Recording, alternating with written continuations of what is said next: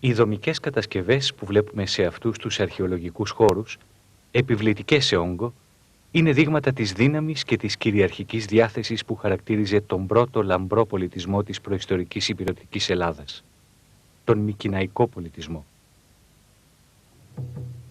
Ο Μικηναϊκός πολιτισμός αποτελεί το τέλος της χαλκοκρατίας στον ελλαδικό χώρο. Καλύπτει χρονολογικά την περίοδο 1600 έως 1100 π.Χ. που ονομάζεται και Ιστεροελλαδική. Ο πολιτισμός αυτός ακμάζει μετά την Μεσοελλαδική περίοδο, 1900 έως 1600 π.Χ., κατά την οποία σημειώθηκε η κάθοδος του κύριου όγκου των ελληνικών φύλων στην κεντρική και νότια Ελλάδα. Οι Μικήνες αποτελούν το σπουδαιότερο κέντρο αυτού του πολιτισμού, που γι' αυτό το λόγο ονομάστηκε Μικηναϊκός. Στην περιοχή των Μικηνών, ο πολιτισμός αυτός εντυπωσιάζει με τα μνημεία του, όπως τη μεγαλοπρεπή πύλη των Λεόντων στην Ακρόπολη, τα ανάκτορα των Ατριδών, τους θολωτούς τάφους και ιδιαίτερα το θησαυρό του Ατρέως και δύο περίβολοι των Λακοειδών τάφων με πλήθος κτερισμάτων. Η Πύλος αποτελεί το δεύτερο μεγάλο κέντρο του πολιτισμού της εποχής.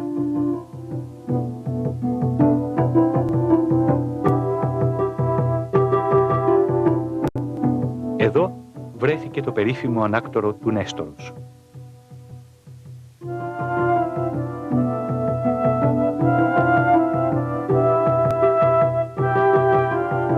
Άλλα εξίσου σπουδαία κέντρα είναι η Τύρινθα με τα περίφημα κυκλόπια τείχη της, η Θήβα, η Μηδέα, ο Ορχομενός, ο Γλάς, η Ιολκός και η Αθήνα. Ο Ερίκος Σλίμαν το 1876 πρώτος θα αποκαλύψει την ιστορική υπόσταση στον Μικηναϊκό θρύλο με τις ανακαλύψεις του στο λησμονημένο χώρο των Μικηνών. Ως τότε επικρατούσε η αντίληψη ότι το έπος και οι αρχαίες παραδόσεις, όπως μεταφέρονται από τους αρχαίους τραγικούς και τον Όμηρο, ανάγονταν στη σφαίρα του μύθου. Χρονολογικά, η περίοδος άνθησης του Μικηναϊκού πολιτισμού χωρίζεται σε τρεις υποπεριόδους.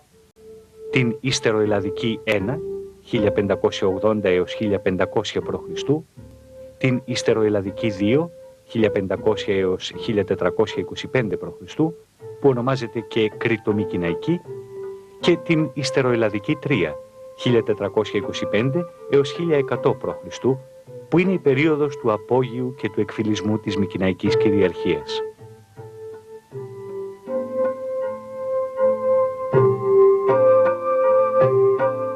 Ο Μικηναϊκός πολιτισμός θα διαδεχθεί τον προηγούμενό του Μινωικό πολιτισμό. Μέχρι τον 17ο αιώνα, η κοινωνία των Μικηναίων ήταν καθαρά αγροτική και η οικονομική τους οργάνωση κλειστή. Οι Μινωίτες κατά την νεοανακτορική περίοδο, μετά το 1700 π.Χ. δηλαδή, άρχισαν εμπορικές συναλλαγές με την ηπειρωτική Ελλάδα. Σκοπός τους ήταν η προμήθεια πρώτων υλών που ήταν δισεύρετες στην Κρήτη. Έτσι, η επιρροή τους είχε ως αποτέλεσμα τη μεταλαμπάδευση του πολιτισμού τους στα ελλαδικά αυτά φύλλα. Οι λιτοδίαιτοι και αυστηρών εθήμων Μικηναίοι εντυπωσιάστηκαν από την λαμπρότητα της μινωικής ζωής. Η πρώτη φάση της γνωριμίας τους με αυτή είναι κατά ανάγκη μιμητική. Έτσι, η παλαιότερη τέχνη των Μικηναίων έχει χαρακτήρα μινωικό. Τα πλοία που κατασκευάζουν είναι όμοια με τα μινωικά. Τα ρούχα που φοράνε είναι μινωικού σειρμού. Οι άνδρες φορούν το κρετικό ζώμα και στολίζονται με κοσμήματα όπως οι Μινωίτες. Το ίδιο και οι γυναίκες. Η καθημερινή ζωή και οι ασχολίες είναι αντίστοιχες με αυτές της μινωικής ζωής. Τα προϊόντα που εμπορεύονται είναι μαλλί, δέρματα, είδη αποθήκευσης προϊόντων όπως κεραμικά αγγεία, σκεύη για την παρασκευή και διατήρηση του φαγητού, αιθέρια έλαια ως πολύτιμο προστατευτικό της επιδαρμίδας για τα ζεστά κλίματα, κρασί, όπλα πολυτελείας, μικροτεχνήματα από χρυσό και ελεφαντοστούν, ενδύματα, είδη καλοπισμού και καλλιτεχνίας. Οι εξαγωγές και γενικά η επικοινωνία με τις ξένες χώρες γίνονταν κυρίως με πλοία, ιστιοφόρα και κοπήλατα, στολισμένα με ζωόσχημα ακρόπρορα. Τα πλοία χρησιμοποιούνταν και ως πολεμικά και ως εμπορικά, για να φέρουν με ασφάλεια τα εισαγόμενα είδη όπως κασίτερο, χρυσό, χαλκό, ελεφαντοστούν, άργυρο, πορφυρά νήματα, αλάβαστρο, ημιπολίτιμους λίθους, αυγά στρουθοκάμιλου και άλογα. Πολύ συχνά οι Αχαιοί ταξίδευαν για αναζήτηση εργασίας και έμεναν όπου έβρισκαν ευνοϊκές συνθήκες. Έτσι, απίκησαν την Κύπρο, εγκαταστάθηκαν σε περιοχές όπως η Παλαιστίνη, η Αλικαρνασσός, η Αίγυπτος, η Σικελία και η Νότια Ιταλία. Γεωγραφικά και διοικητικά, ο μικηναϊκός κόσμος διαιρείται σε μικρές ηγεμονίες. Τα μικρά αυτόνομα κράτη έχουν επικεφαλής τους ανεξάρτητους ηγεμόνες με συγγενικούς δεσμούς, όπως φαίνεται από τις παραδόσεις. Υπάρχει μεταξύ τους στρατιωτική, πολιτική σύνδεση και κοινά έθιμα, γλώσσα και θρησκεία. Την εξουσία κατέχει μια κλειστή αριστοκρατική πολεμική τάξη. Η δύναμή της οφείλεται κυρίως στην πολεμική της ικανότητα. Φορέας της κεντρικής εξουσίας είναι τα ανάκτορα, που αποτελούν το διοικητικό και οικονομικό κέντρο της επικράτειας. Εδώ κατοικεί ο Άναξ, ο οποίος ελέγχει και την παραγωγή και τη διακίνηση των προϊόντων. Βρίσκεται στην κορυφή της κοινωνικής πυραμίδας. Είναι ο αρχηγός των ενόπλων δυνάμεων και η ανώτατη δικαστική αρχή. Δεν ταυτίζεται όμως με τον αρχιερέα, ούτε θεωρείται θείο πρόσωπο. Αμέσως μετά το μονάρχη έρχεται ως εξίσου σπουδαίο το αξίωμα του στρατιωτικού αρχηγού. Οι Μικηναίοι διατηρούν ένα είδος μόνιμου στρατού κατανεμημένου σε διάφορα σημεία της επικράτειας. Οι αξιωματούχοι του στρατού διαθέτουν άλογο και βαρύ εξοπλισμό. Ασκούν και καθήκοντα διοικητών μονάδας της περιοχής τους, όπου έχουν και το μερίδιο της γης τους. Οι στρατιώτες είναι πεζοί, φορούν κράνη με επένδυση από χαυλιόδοντες κάπρου, έχουν ελαφρούς θώρακες και τόξα, δώρατα ή ξύφη. Οι αποθήκες των ανακτόρων έχουν όλων των ειδών τα όπλα. Διαθέτουν επίσης και άρματα για το επίλεκτο σώμα αρματομάχων που είναι δίπλα στον άνακτα. Και τα άλλα μέλη της βασιλικής οικογένειας είχαν διακεκριμένη θέση. Γι' αυτό απολάμβαναν ιδιαίτερες μεταθανάτιες τιμές. Στους τάφους βασιλισσών και πριγκιπισσών βρέθηκαν μικρά κομψά σπαθάκια, πράγμα που δείχνει ότι συμμετείχαν στις δραστηριότητες της δυναστείας. Οι γυναίκες των ευγενών λαμβάνουν μέρος στα κοινά μαζί με τους άντρες τους. Επίσης, συμμετέχουν σε κυνήγια και ταυροκαθάψια όπως στην Κρήτη. Τα αρχεία των ανακτόρων δείχνουν πως ο Άναξ ήταν ο πιο σπουδαίος επιχειρηματίας, παραγωγός και έμπορος. Διατηρούσε σε άμεση εξάρτηση μεγάλο αριθμό βιοτεχνών και τεχνητών. Αυτοί παρελάμβαναν από τις αποθήκες των ανακτόρων πρώτες ύλες και παρέδιδαν έτοιμα τα προϊόντα της τέχνης τους.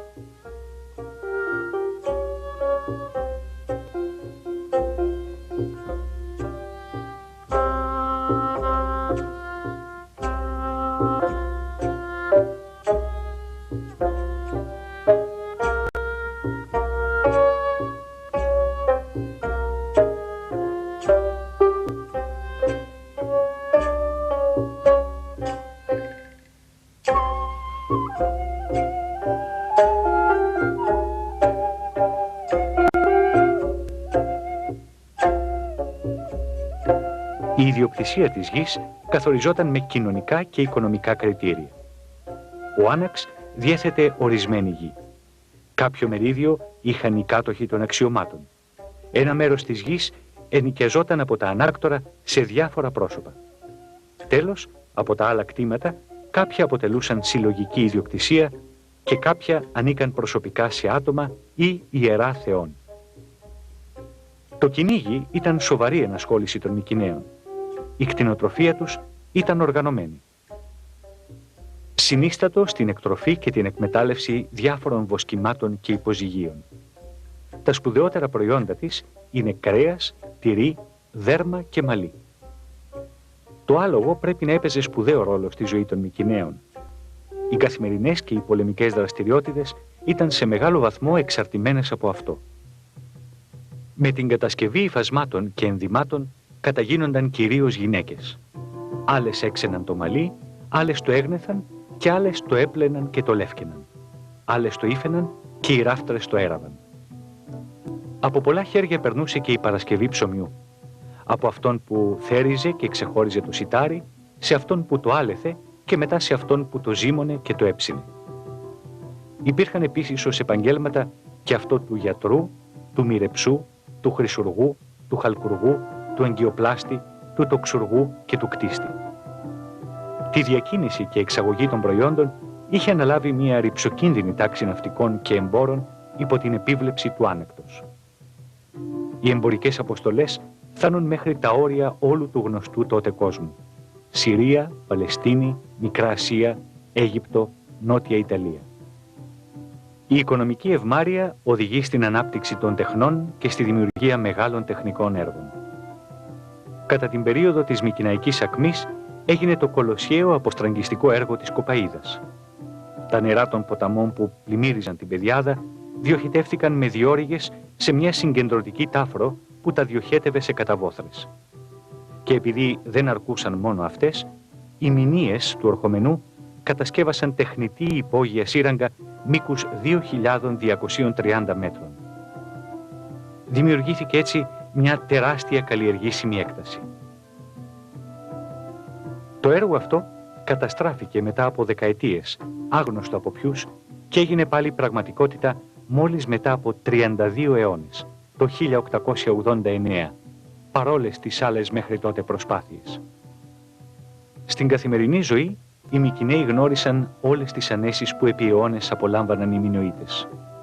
Ψυχαγωγικά παιχνίδια, αθλοπαιδιές, χορευτικές επιδείξεις, λουτρά και άλλα είναι μέρος των ασχολιών τους. Τα καλοπιστήρια είναι το ίδιο καλά εξοπλισμένα με τα μινωικά. Οι άντρες περιποιούνται την εμφάνισή τους και στολίζονται με διάφορα κοσμήματα. Η ανάπτυξη όμως εδώ του αγωνιστικού πνεύματος αναδεικνύει στοιχεία περισσότερο αρενοπά. Οι άντρες αφήνουν γενιάδα και μουστάκια και κουρεύουν τα μαλλιά ώστε να μην εμποδίζεται η ελεύθερη κίνηση στον αγώνα.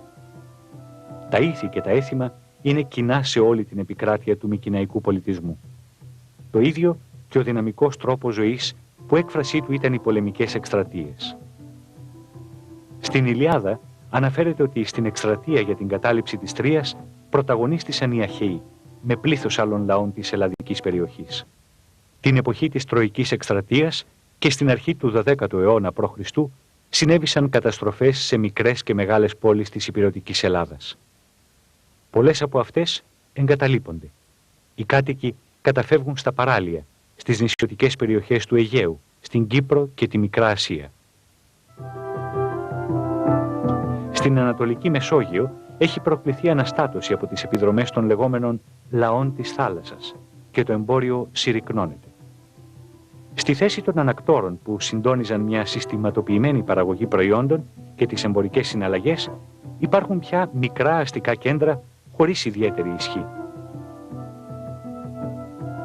Οι αγροτικές περιοχές που εγκαταλείπονται προσελκύουν μερικά από τα ορεινά φύλλα που ζούσαν γύρω από το μικηναϊκό κόσμο.